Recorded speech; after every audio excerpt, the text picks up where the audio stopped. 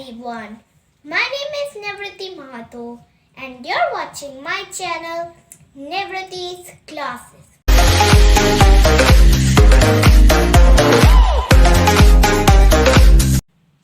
Today I'm going to tell you about amphibians and arboreal animals.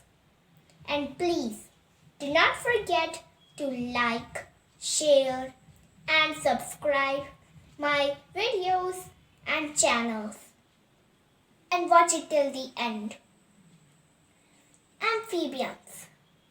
Animals that can live on both land and water are called amphibians.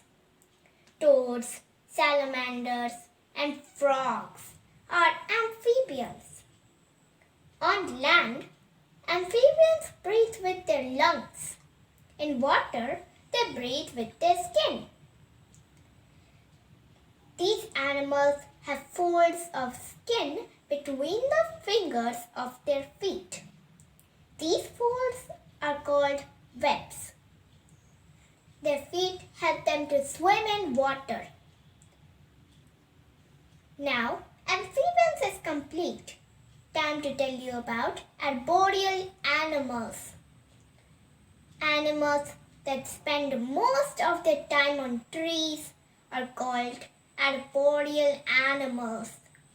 Spider monkeys or orangutans and tree lizards are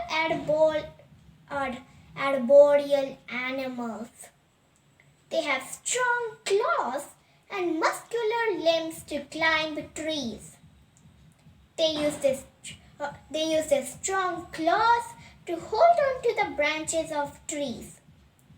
Squirrels have highly flexible ankle joints that help them to move up and down quickly on trees. Spider monkey, opossum and chameleon have very long tails. They use their tail as a fifth limb.